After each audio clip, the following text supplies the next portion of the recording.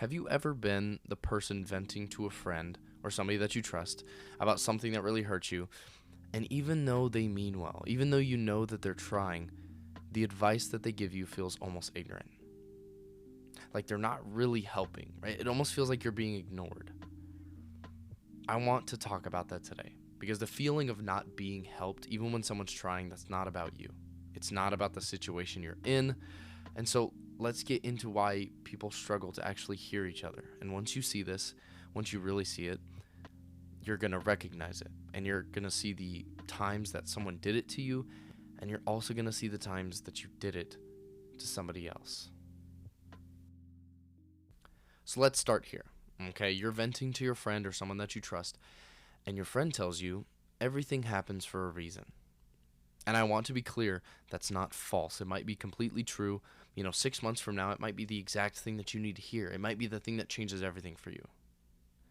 But right now in this emotional, vulnerable state, right now it's early.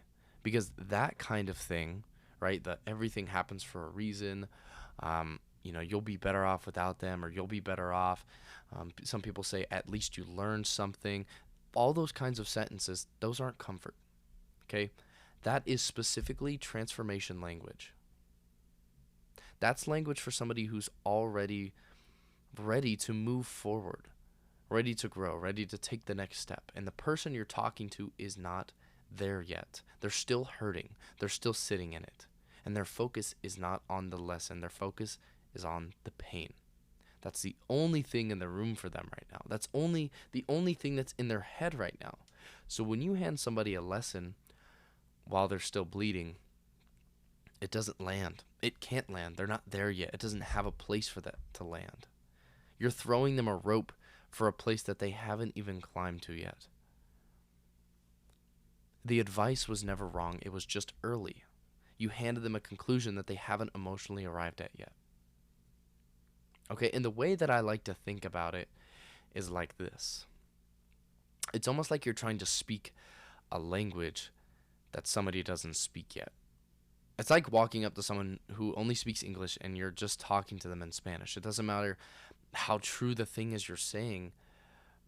It doesn't matter how much you mean it or how good your intentions are or how badly that you want to help them. If they don't speak that language yet, it just bounces right off. They can't do anything with it. And that's exactly what's happening when someone's in pain and you jump straight to the lesson. You're speaking transformation and they're still speaking hurt. Two completely different languages. And no matter how right you might be about them or the situation, or no matter how effective your advice might be, they can't hear a language they're not speaking yet. And that's why it feels ignorant. Even when it's done to you, right? Even when it comes from love, that's why they feel ignored. Even though you're standing right there trying to help. It's not that you don't care about them, it's that you're talking to a version of them that isn't in the room yet. You're talking to the person that they're going to be 6 months from now, and not the person sitting in front of you right now. Or maybe not necessarily in 6 months, but in a couple days or a couple hours, right? The timeline can be different. But let me break down what's actually happening underneath all of this. Because when somebody comes to you in pain, they're moving through 3 stages. And here's the thing, you cannot skip any of them. The first stage is understanding. Okay, before anything else, they need to feel understood. They need to feel like somebody actually gets what they're going through. Not fixed or advised, but just gotten. And this is the one that everybody skips. And it's the most important one of all 3. Because without this first one, you won't be able to get to the other 2. Okay, so after understanding is translation. This is where they start to actually make sense of it. Where the thing that happened starts to mean something. Where they can look at it a little clearer, a little straighter, without it just being a wave crashing over them, without it feeling so emotionally heavy, without being in that fight or flight reaction, right? And then comes the third one. The third one is transformation. This is where they actually move, right? Where they take action, where they grow, and where they change because of it. And here's the mistake almost every single person makes, myself included at times. They jump straight to transformation. They skip understanding and they skip translation and they go right to, here's what you got to do. Or, everything happens for a reason, whatever it is. And it's going to fail. And it fails every time because you can't transform somebody who hasn't been understood yet. You're trying to build the roof before you've even poured the foundation. Okay? One thing I love, Tony Robbins has this thing that he says, that people don't get moved by information, they get moved by emotion. And that is exactly it. You can be 100% right. You can have the perfect piece of advice for the perfect situation. But if they're not in the emotional state to receive it, the information means nothing. You leave a gap in one of those 3 stages and the whole thing falls apart. So the real question becomes, how do you know where somebody is? How do you know which language they're speaking right now? You listen to their questions. Okay? When somebody's still deep in the hurt, in the emotion, they're not really asking you anything. They're just in it. They're venting, they're crying, they're getting it out. And your only job right there, the only thing that you need to do is be with them. Don't fix a single thing. Don't reach for the lesson. Just understand. Just let them know that they're not alone in it. And then something shifts. And you'll hear it. They start asking, why? Why did this happen to me? Why do I feel like this? I don't even know what set me off. That right there, those kinds of questions or confusion or curiosity, that right there is the signal. When somebody starts reaching for why, that's them stepping out of pure heart and into translation. Now you can start helping them make sense of it. And then later, they start asking, what now? I know I need to move on. I know I need to do something about this, etc., etc. When they start talking about action, that's when they're finally ready for transformation. That's when the lesson that you want to give them, the piece of advice, something that you wish you would have known in a similar situation, that's when it can actually land. Because now they're finally speaking that language with you. Okay? Their question tells you where they are. And no question means they're still hurting. Why means they're ready to understand it. And what now? That means they're ready to move. And this next part, this is the most important thing I'm going to say in this whole episode, and I want you to really understand this. You have to let them take the first step. You don't drag somebody from hurting to healing. You don't get to decide that they're ready. You follow them. Okay, they open the door and then you walk through it with them. The second you try to yank somebody into the next stage before they've stepped toward it on their own, boom. That's it. Now you're the friend given the lesson too early. You're back to speaking Spanish to somebody who only speaks English.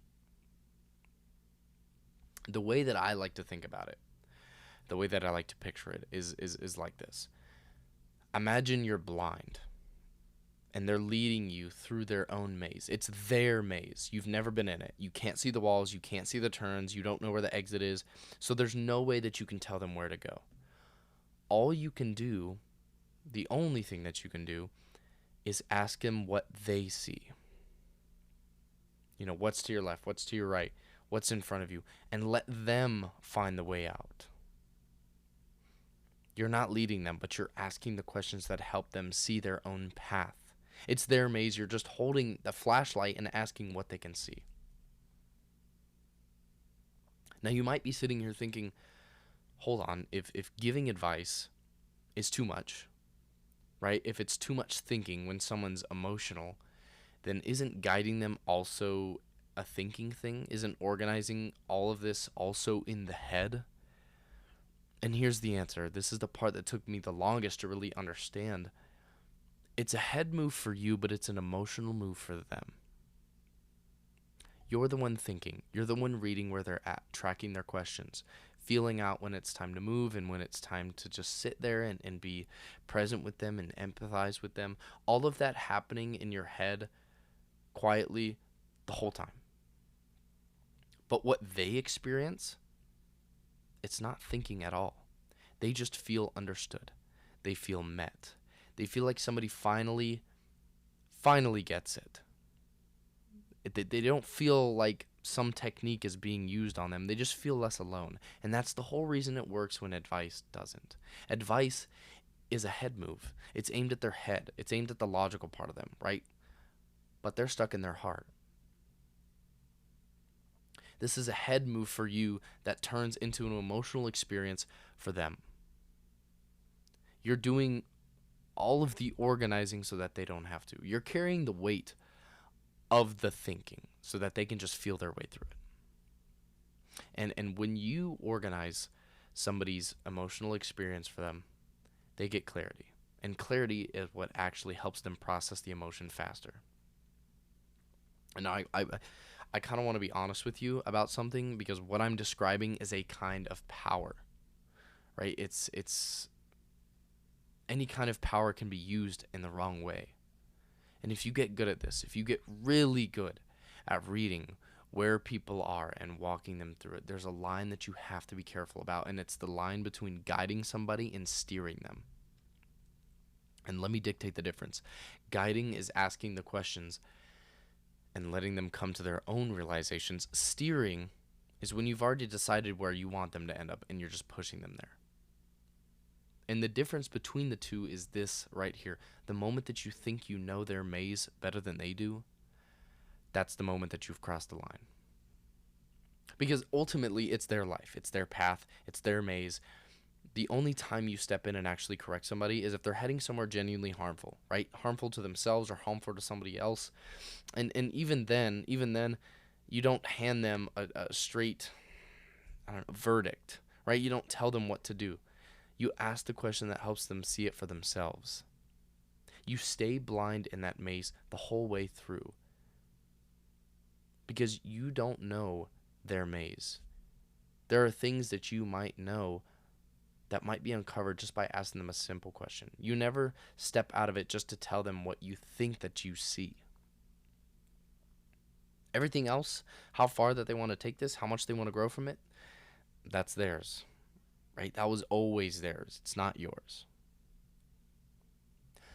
So the next time somebody you care about is hurting, and you feel that pull to fix it, to hand them the lesson, to tell them that it happens for a reason, or that you're going to be better off, whatever it is, right? To make it better right now, I want you to remember you cannot speak a language that they're not speaking yet. Meet them where they actually are first.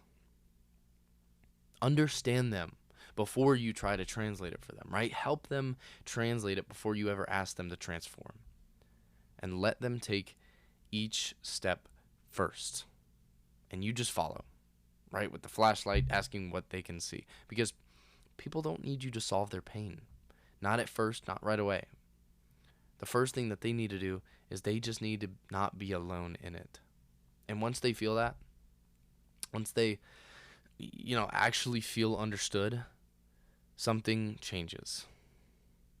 They start speaking a new language. And that's the moment. That's when everything that you've been wanting to say to them this whole time finally becomes something that they can hear. So thank you for listening to episode 40 of the Self-Discovery Files.